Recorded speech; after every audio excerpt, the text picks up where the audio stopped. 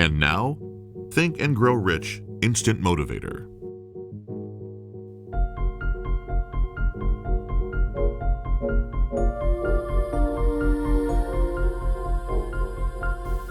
This is Earl Nightingale. The purpose of this recording is to tell you about and try to condense one of the most amazing books ever written, Think and Grow Rich by Napoleon Hill. Without question, this single book has had a greater influence on the lives, accomplishments, and fortunes of more individuals than any other work of its kind. All over the free world, there are literally thousands of successful men in all lines of work who are where they are today because they once picked up and bought a copy of Think and Grow Rich, and they'll be quick to tell you so. I first discovered this remarkable book in the fall of 1949. It was of enormous help to me. It helped me decide once and for all how I was to accomplish my goal. It unified my thinking and gave me a straight, clear road to the point I had decided to reach. One of my closest friends found the book several years ago and stayed home for 3 days reading and digesting its material, and he then went on to reach the top in his industry. I've sat in richly paneled, carpeted executive offices and listened to world-famous business leaders, some of them old enough to be my father, tell me that everything worked out fine after they had read Think and Grow Rich. Now, what's the secret of this amazing book? Why has this book, out of all the thousands of self-help books, remained the one towering giant? I think to understand this, you have to know Napoleon Hill as I do. He certainly was not the first man to be appalled at the poverty and seemingly endless struggle and lack of direction he saw about him as a boy and as a young man, nor was he the first to write on the subject. But he possessed two unique, highly developed abilities seldom found in one man. The first was in the manner in which he approached his subject. Napoleon Hill went after the answers to achievement in the same way a scientist seeks to open to the light of reason a secret of nature. He went after the solution to accomplishment in the same way Thomas Edison discovered the solution to the electric light, relentlessly, indefatigably, implacably, until the truth, which had been there all the time, was revealed to him. His second important ability was the knack or skill of writing about his findings in such a way that it was instantly understood intellectually, but what is perhaps even more important for this particular subject, understood emotionally as well. When the last page of Think and Grow Rich was read, the hand which put the book down on the table was a different hand. The man who then stood and walked out into the world was a different, a changed man. The suffocating, entangling webs of self-imposed frustration and indirection had fallen away, and now the way was clear. The man was now the possessor of the unique, unseen talent for turning dreams into reality, thoughts into things. So-called fate or the idle effects of exterior circumstances were no longer in command. He who had been a passenger was now, suddenly, the captain. To begin, we have to understand the simple truth, the principle or philosophy which lies as the supporting structure of this work. Unless whatever it is you build is based on truth, you will end with the entire structure fallen and scattered about you like the armor of Homer's ancient warriors. It simply cannot stand. It cannot withstand the test of time. The reason Think and Grow Rich has withstood the test of time is because it rests on the broad, clean foundation upon which may also be found every accomplishment of man. The clear, unchallengeable fact that everything begins with an idea. A philosophy based on the fact that riches of every kind begin with the state of mind, that one may start with nothing but thoughts, ideas, and organized plans. Thoughts are things, incredibly powerful things, when mixed with definiteness of purpose, persistence, and a burning desire for their translation into material objects or riches. Riches being whatever it is you happen to want.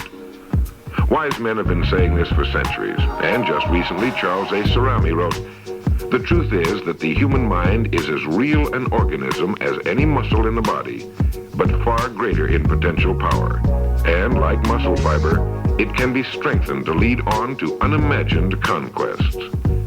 So this, then, is the truth on which Think and Grow Rich is based.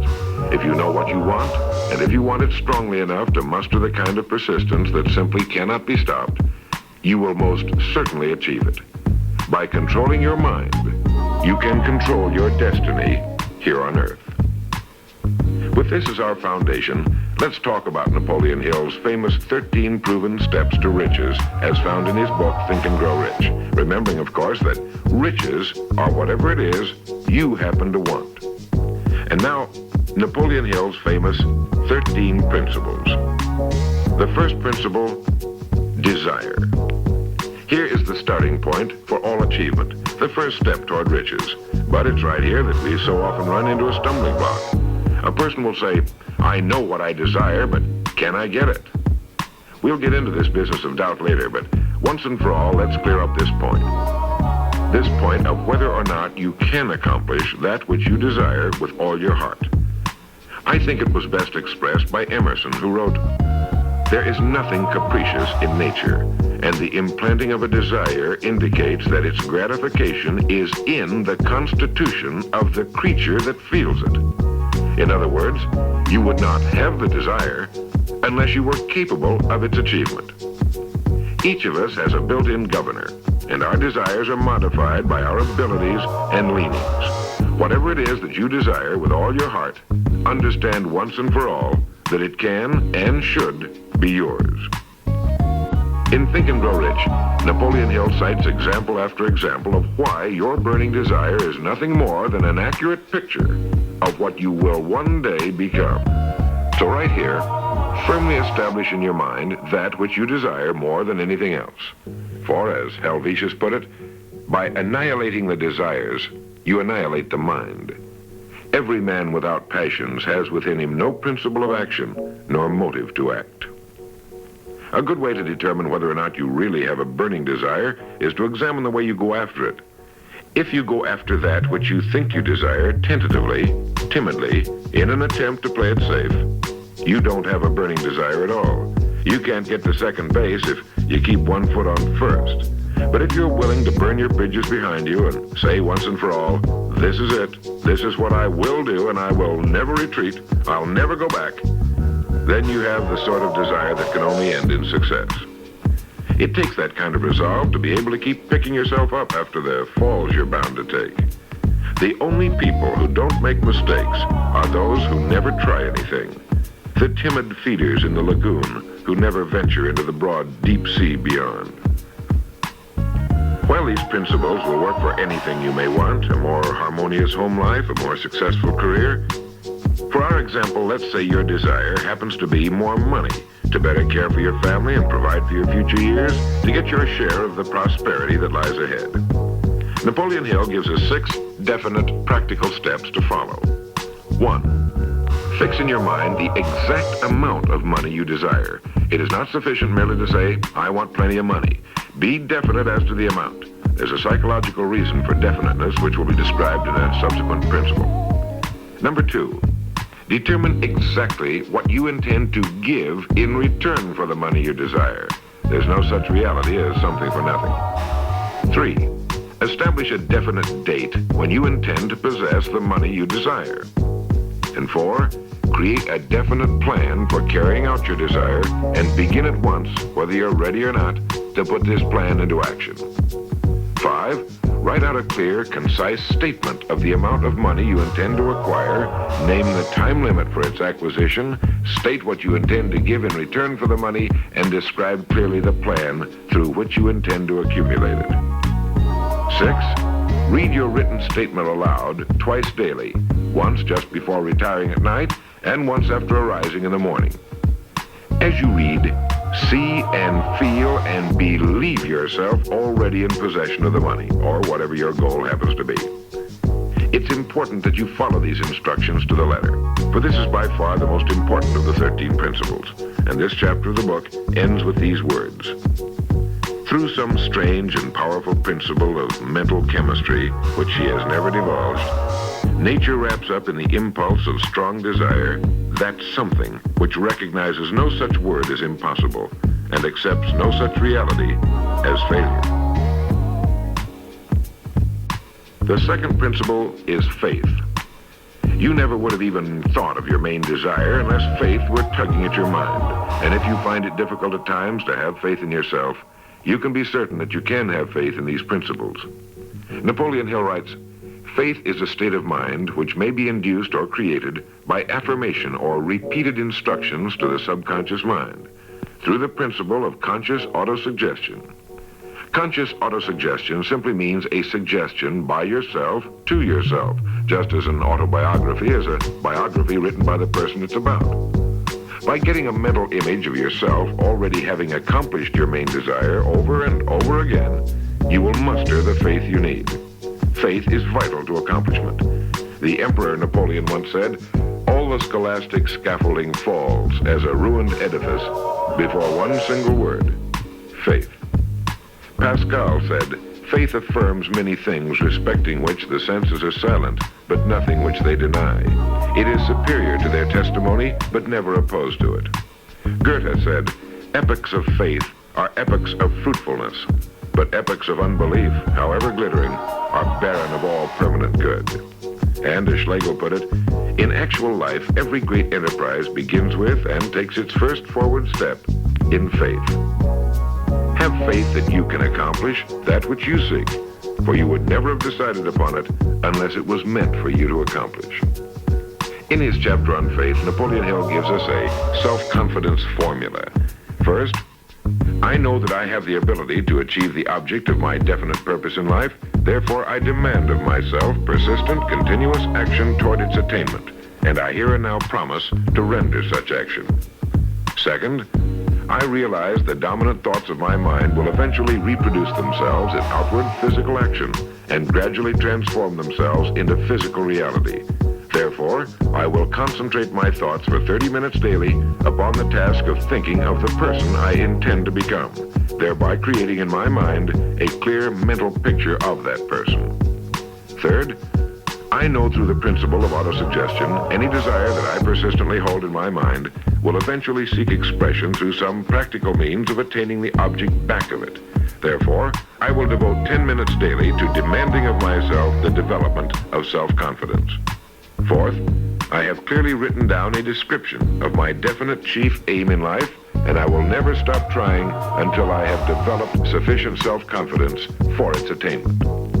Fifth, I fully realize that no wealth or position can long endure unless built upon truth and justice. Therefore, I will engage in no transaction which does not benefit all whom it affects. I will succeed by attracting to myself the forces I wish to use and the cooperation of other people. I will induce others to serve me because of my willingness to serve others.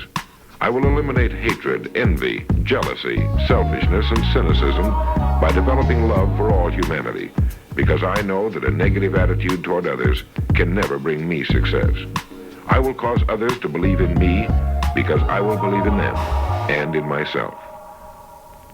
In rereading Think and Grow Rich so that I could write this condensation for recording, I was forcibly struck all over again by this great chapter on faith, particularly the examples of how some of the world's greatest men have accomplished what appeared to be impossible through faith.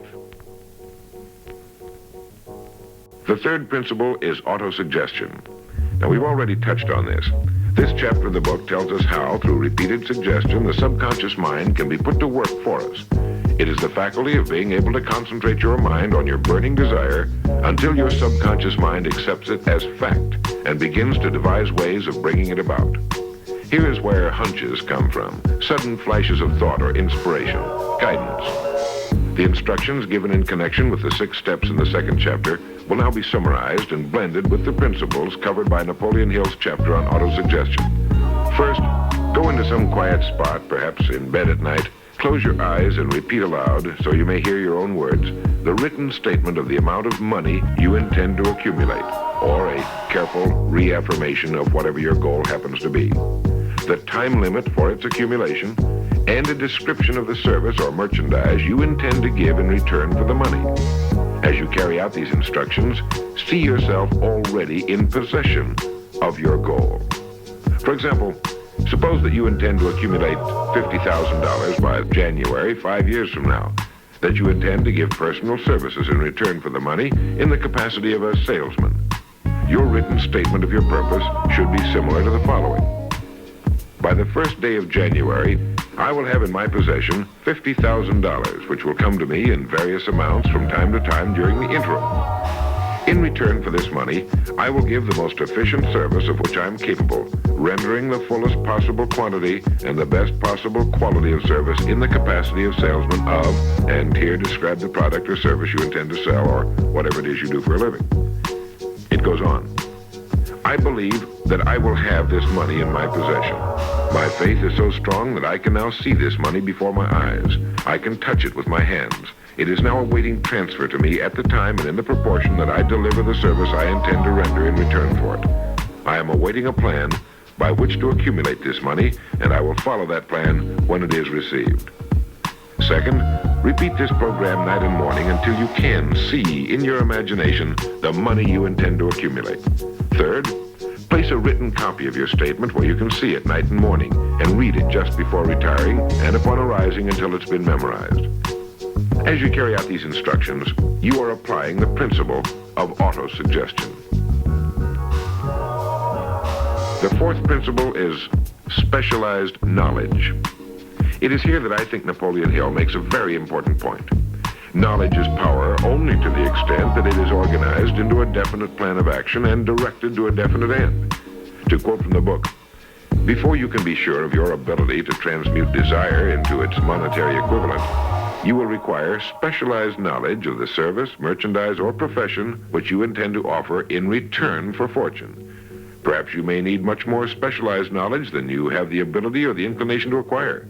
And if this should be true, you may bridge your weakness through the aid of your mastermind group. More on this later, but for now realize that you must learn all you can about your specialty. Set aside a definite time every day for learning more about what it is you do for a living. Take the courses that are offered on your subject and associate with men who know your business well. The fifth principle is imagination. The imagination is literally the workshop wherein are fashioned all plans created by man. The impulse, the desire is given shape, form, and action through the aid of the imaginative faculty of the mind. It has been said that man can create anything he can imagine. As Napoleon Hill says and teaches, whatever the mind of man can conceive and believe, it can achieve. Man's only limitation within reason lies in his development and use of his imagination and subsequent motivation to action. The great leaders of business, industry, finance, and the great artists, musicians, poets, and writers became great because they developed the power of self-motivation. Incidentally, one of the best books ever put together on this subject, if not the greatest, is Success Through Positive Mental Attitude by Napoleon Hill and W. Clement Stone. I suggest you get a copy from your bookstore at your earliest convenience. As you go about your daily work, think constantly of ways in which it could be done better, more efficiently. Think of the changes that are inevitable. Can they be made now? And if you feel limited, remember the words of the late Frank Lloyd Wright. He said, "The human race built most nobly when limitations were greatest, and therefore when most was required of imagination in order to build it all. Limitations seem to have always been the best friends of architecture." As you build your future from this point onward, don't concern yourself with limitations, but remember that they may be your best friends, since they require imagination if we're to rise above them. And as Beecher said, the soul without imagination is what an observatory would be without a telescope. The sixth principle is organized planning. You have decided on your desire, your goal. Now let's organize the plan for its accomplishment right on schedule. Let me quote again from Think and Grow Rich. You have learned that everything man creates or acquires begins in the form of desire. The desire is taken on the first lap of its journey from the abstract to the concrete in the workshop of the imagination where plans for its transition are created and organized. Earlier, you were instructed to take 6 definite practical steps as your first move in translating the desire for whatever you want into its physical equivalent. One of these steps is the formation of a definite practical plan or plans through which this transformation may be made. 1. Ally yourself with one or more persons, a group of as many people as you may need for the creation and carrying out of your plan or plans for the accumulation of the money you've established as your goal. Making use of the mastermind principle. This is important. 2. Before forming your mastermind alliance, decide what advantages and benefits you may offer the individual members of your group in return for their cooperation. No one will work indefinitely without some form of compensation, although this may not always be in the form of money. 3. Arrange to meet with the members of your mastermind group at least twice a week, and more often if possible, until you have jointly perfected the necessary plan or plans for the accomplishment of your goal. 4. Maintain perfect harmony between yourself and every member of your mastermind group. Keep in mind these facts. First, you're engaged in an undertaking of major importance to you. To be sure of success, you must have plans which are faultless. Second, you must have the advantage of the experience, education, native ability, and imagination of other minds. This is in harmony with the methods followed by every person who has risen above the average. Work at this until you have a well-executed formal plan for reaching your objective. In this way, you're never confused or wondering what you should do next. Every morning you know exactly what you're going to do and why. It is in this chapter of Think and Grow Rich that Napoleon Hill gives us his 11 qualities of leadership. 1. Unwavering courage. 2. Self-control. 3. A keen sense of justice. 4. Definiteness of decision. 5. Definiteness of plans. 6. The habit of doing more than paid for. 7. A pleasing personality. 8. Sympathy and understanding. 9. Mastery of detail. 10. Willingness to assume full responsibility. And 11. Cooperation. The chapter on organized planning is one of the largest and most important in the book. It goes without saying that a man without a plan to follow is like a ship without a course. No place to go, with disaster a probability. The 7th principle, decision. The mastery of procrastination. To quote, accurate analysis of over 25,000 men and women who had experienced failure disclosed the fact that lack of decision was near the head of the list of the 30 major causes of failure. This is no mere statement of a theory, it is a fact. Procrastination, the opposite of decision, is a common enemy which every man must conquer. Analysis of several hundred people who had accumulated fortunes well beyond the $1 million mark disclosed the fact that every one of them had the habit of reaching decisions promptly and of changing these decisions slowly if and when they were changed. People who fail to accumulate money, without exception, have the habit of reaching decisions, if at all, very slowly, and of changing these decisions quickly and often. A definite objective makes reaching prompt decisions that much easier. Napoleon Hill gives many examples, one of which is the case of Henry Ford. One of Henry Ford's most outstanding qualities was his habit of reaching decisions quickly and definitely and changing them slowly. This quality was so pronounced in the late Mr. Ford that it earned for him the reputation of being obstinate. It was this quality which prompted Mr. Ford to continue to manufacture his famous Model T, the world's ugliest but for the time most practical car, when all of his advisors and many of the purchasers of the car were urging him to change it. Perhaps he delayed too long in making the change, but the other side of the story is that his firmness of decision yielded a huge fortune before the change in model became necessary, and the company is certainly none the worse for it today. When you make up your mind, stay with it. The majority of people who fail to make the grade are generally easily influenced by the opinions of others, easily swayed. They permit the newspapers and the gossiping neighbors to do their thinking for them. Opinions are the cheapest commodities on earth. Keep your own counsel when you begin to put into practice the principles we're describing here. By reaching your own decisions and following them, take no one into your confidence except the members of your mastermind group, and be very careful in your selection of this group that you choose only those who will be in complete sympathy and harmony with your purpose. Close friends and relatives, while not meaning to do so, often handicap one through opinions and sometimes through ridicule. Thousands of men and women carry inferiority complexes with them all through life because some well-meaning but ignorant person destroyed their confidence through opinions or ridicule. If a decision is worth anything at all, it's worth sticking to until it's been completely worked. The 8th principle, persistence. Napoleon Hill defines persistence as the power of will. Willpower and desire, when properly combined, make an irresistible pair. Persistence to an individual is what carbon is to steel. In uncounted thousands of cases, persistence has stood as the difference between success and failure. It is this quality more than any other that keeps the majority from great accomplishment. They'll try a thing, but as soon as the going gets tough, they fold. Experience with thousands of people has proved that lack of persistence is a weakness common to the majority of men. It is a weakness which may be overcome by effort. If you're to accomplish the desire you set for yourself, you must form the habit of persistence. Things will get dark. It will seem as though there's no longer any reason to continue. Everything in you will tell you to give up, to quit trying. And it's right here that the men are separated from the boys. It's right here that if you'll go that extra mile and keep going, that the skies will clear, and you'll begin to see the first signs of the abundance that is to be yours because you had the courage to persist. With persistence will come success. Persistence is a state of mind. Therefore, it can be cultivated. Like all states of mind, persistence is based upon definite causes, among them these. 1, definiteness of purpose, knowing what you want. 2, desire. 3, self-reliance. 4, definiteness of plans. 5, accurate knowledge, knowing that your plan is sound. 6, cooperation. Sympathy, understanding, and harmonious cooperation with others tend to develop persistence. 7, willpower. 8, habit. Persistence is the direct result of habit.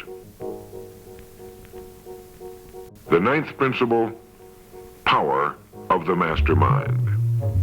It is in this section that Napoleon Hill describes the importance of forming a group of individuals sympathetic to your desire. They may be individuals with similar plans. A mastermind group can be made up of 2 or more individuals.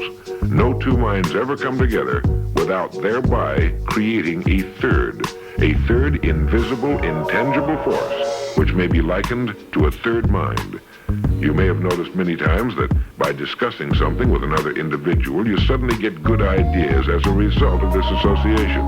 Ideas you would not have gotten without this association. The same thing happens to the other person. A lot of good ideas have been born in individual minds as a result of having met in committee.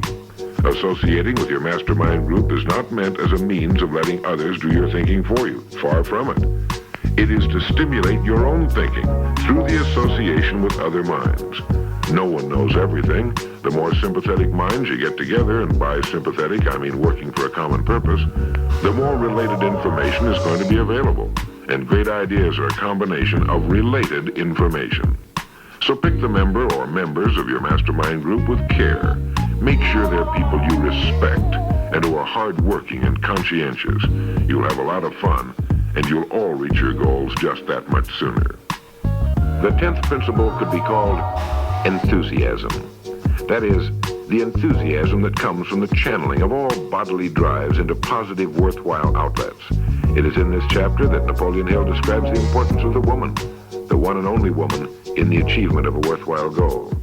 It seemed quite significant to Mr. Hill that practically every great leader was a man whose achievements were largely inspired by a woman. When things get tough, and you can count on it, they will, you may be deserted by what you thought were friends. But if you've got a good woman, you'll never be alone. She'll be willing to start over again if necessary, and she'll give you the new enthusiasm that comes through her faith in you. Having someone to love is having someone to share your success and accomplishments, to give you the praise that all of us need from time to time.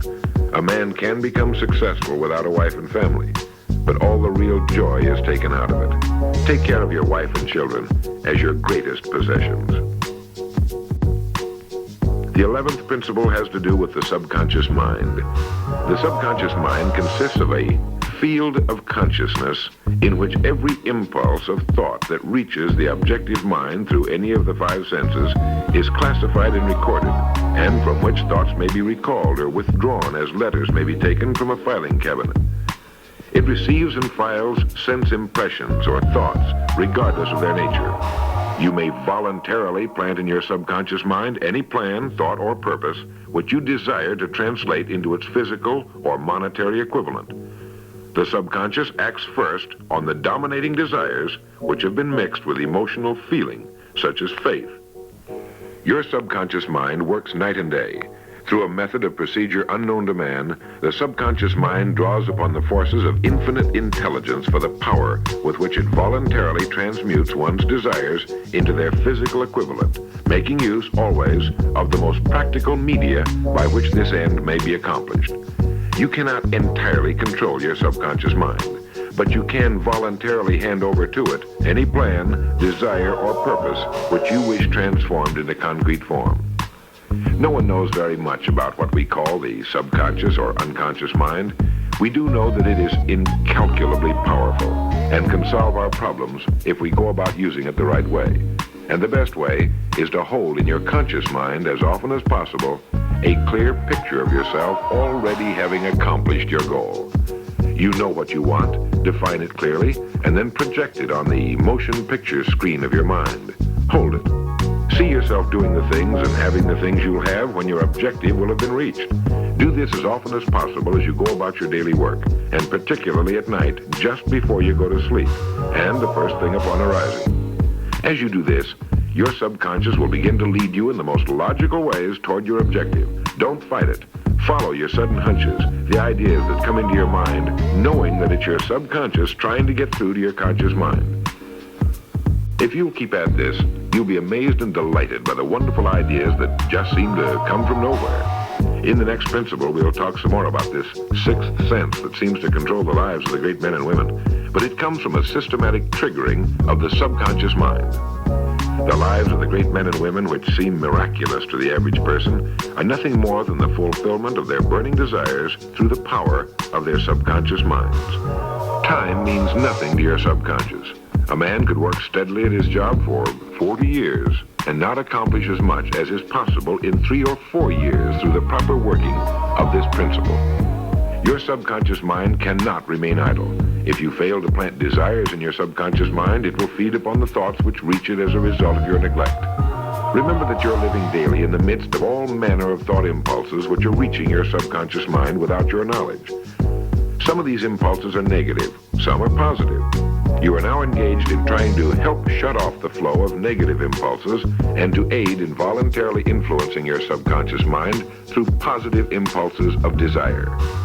When you achieve this, you will possess the key which unlocks the door to your subconscious mind. Bulwer wrote, "The man who succeeds above his fellows is the one who, early in life, clearly discerns his object and toward that object habitually directs his powers. Even genius itself is but fine observation strengthened by fixity of purpose. Every man who observes vigilantly and resolves steadfastly grows unconsciously into genius." The key word there is unconsciously. Know what you want.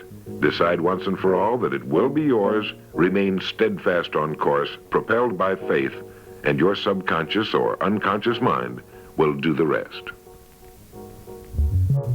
The 12th principle, as outlined in Think and Grow Rich by Napoleon Hill, has to do with the brain. If you had access to all the wealth in the world and took a penny, you would be doing exactly what you very probably have been doing in the use of your brain. Nothing in the world is more pitiful than the misunderstanding by the average person of the power of his brain and the minds to which it is connected, the conscious and the subconscious. You own in your brain the most marvelous, miraculous, inconceivably powerful force the world has ever known. Take, for example, the fact that the number of lines which connect the brain cells with one another equal the figure 1, followed by 15 million ciphers. It has been determined that there are from 10 to 14 billion cells in the average human cerebral cortex. It is inconceivable that such a network of intricate machinery should be in existence for the sole purpose of carrying on the physical functions incidental to growth and maintenance of the physical body. This is the mechanism that has given us the supersonic airplane, our deep rocket probes into outer space, the sciences, the arts, all that we know and use today and will use tomorrow, have hatched from this small gray mass each of us carries around. Can you doubt, even for a moment, that it can bring you and yours everything you want here on Earth? Of course it can. If you will recognize your power as an individual and stop acting like those who have never even thought about it. Give it the job you've decided to accomplish and watch it handle it. The 13th and final principle is called the sixth sense. The sixth sense can be described as the sense through which infinite intelligence may and will communicate voluntarily without any effort from or demands by the individual. This principle is the apex of the philosophy. It can be assimilated, understood, and applied only by first mastering the other 12 principles. The sixth sense is that portion of the subconscious mind which has been referred to as the creative imagination. It has also been referred to as the receiving set, through which ideas, plans, and thoughts flash into the mind. The flashes are sometimes called hunches or inspirations. The sixth sense defies description. It cannot be described to a person who has not mastered the other principles of this philosophy, because such a person has no knowledge and no experience with which the sixth sense may be compared. The sixth sense is not something that one can take off and put on at will. Ability to use this great power comes slowly through application of the other principles we've outlined. Many individuals come into a workable knowledge of the sixth sense even before the age of 40. But more often the knowledge is not available until one is well past 50. And this for the reason that the spiritual forces with which the sixth sense is so closely related do not mature and become usable generally except through years of meditation, self-examination, and serious thought. But begin to develop it now by applying the principles we've talked about here. Remember this: man can create nothing which he does not first conceive in the form of an impulse of thought. Man's thought impulses begin immediately to translate themselves into their physical equivalent, whether those thoughts are voluntary or involuntary. Keep fear out of your mind by concentrating on the mental picture of your goal, your greatest desire.